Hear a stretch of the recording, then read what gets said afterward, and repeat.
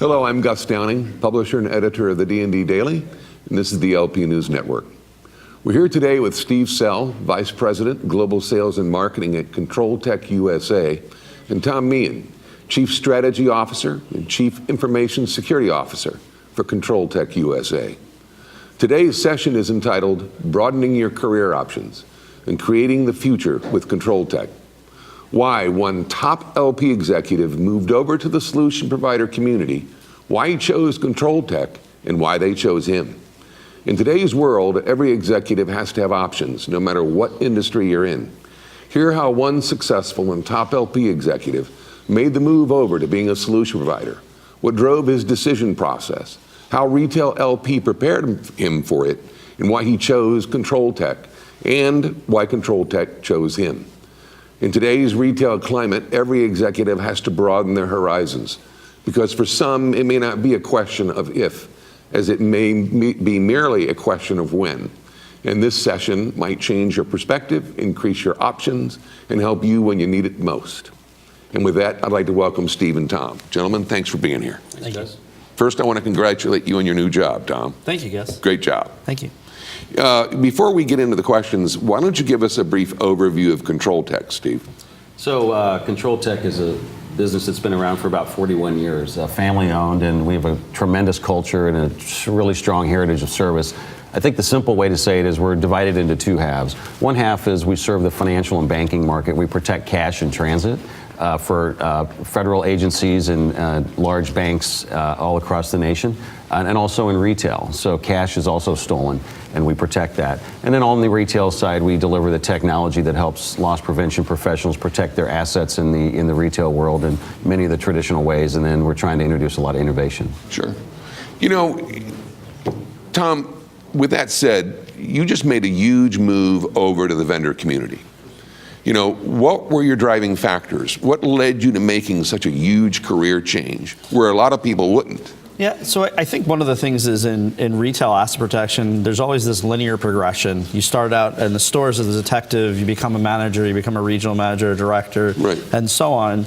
And you know, I don't view it that way. You know, I've always viewed it as that I was an asset protection person, but you know, I was a technologist or a futurist that actually specialized in asset protection, but was still Tom Meehan, the guy who liked the technology piece. So I think this is just another chapter, and you know, what I would tell everybody is it's about partnerships. So I never looked at, you know, in the last 5 years when I worked with solution providers and integrators and software providers, I never looked at it as anything more than it was a partnership. So they were a part of the asset protection department, to my knowledge. You know, they worked with me every day. They were there. So it was really, this is about the next chapter.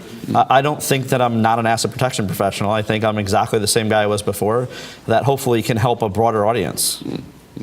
You know, obviously, with coming over to the dark side, as so many humorously call it, you know, what do you see as the pros and cons for you, and how do you view the transition, so to speak? So, you know, the first thing is spending the last 20 years sitting on the other side of the table. I really do understand it, and starting in the stores and working my way up, I get that side of the table for real. There's no smokes and mirrors for me. So the pro is when I'm sitting next to someone, I really do understand what it's like to have to go create the ROI argument, to go to the CFO, to go to your VP, to go to whoever it is today, because we all know everything's changing, and ask for money when there's not money there. So I think, one, because I live that in this tough environment, I can help someone get through that conversation. Sure. And it's not to satisfy Controltek, it's really to help them for real. Mm-hmm. The con is people perceiving me as a different person. You know, so that was you know, the biggest thing, and today is a good test of that, where I'm still the same person I was before.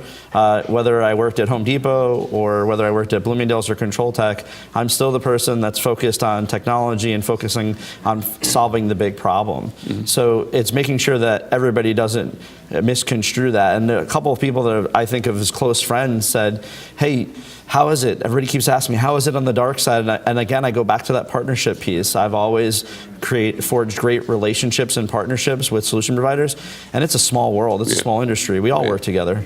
Absolutely. You know, how did your background, the retail loss prevention background, prepare you for this new role at Controltek? So I think one of the things over the years that I've always talked about is, innovative. And, sometimes I'd say, don't paint something a different color, bring me something new. And this really helps me go and say, over the last 20 years, there are some problems that we just have never been able to solve. There hasn't been, RFID is not a new technology, but it's just starting to pick up. So how can I take that knowledge and help really other people understand what the impact is? How can I take an idea or something that we've done for 15 years, where in my old role, I was limited in what I could do, where today I can sit in our R&D lab and draw out a drawing and say, let's change this. This is what I always had, this wish list item, and let's take a risk for the industry. Let's not wait till someone says we're gonna buy it. Let's go out and make it so that it's there and let them understand that we're here to actually try things to help them solve the problems. Sure. As the Chief Strategy Officer and Chief Information Security Officer for Controltek, can you talk to the role, the function itself, give us a feel for what you're doing, and then what's the value you're driving for Controltek, and more importantly, what's the value you're driving for the industry? Yeah, so the Chief Strategy Officer, that's actually a title that you see a lot in the information technology world, and really it acts as a consultant for the CEO or the group. So one of the things is focusing on retail specific strategies.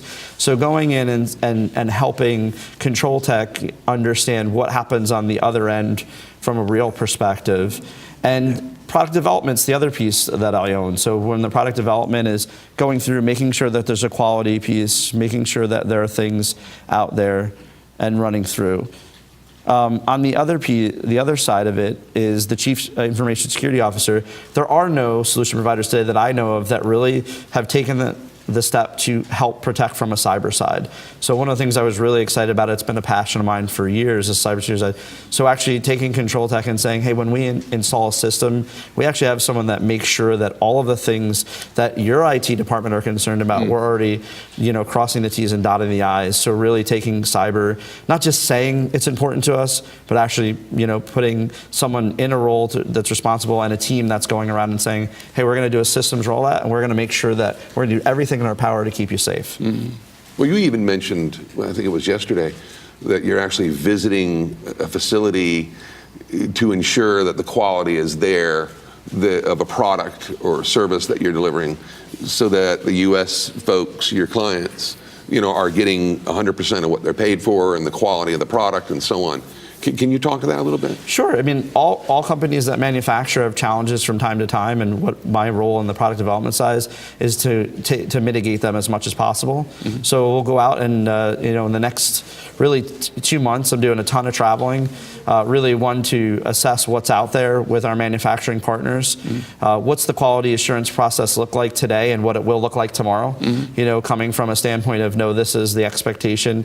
And I hate to use this term, but raising the bar. So not just saying we make this, but saying, hey, we tested it. We released a new product today at the show, which is a small leather or wallet tag that also for scarves. And we put it through stress testing where we required hundreds of thousands of opens on it, things like that. Really, not just saying we're doing it, but going out and actually doing it. Right. To make sure that the best product gets to the end user. Great value. Yeah.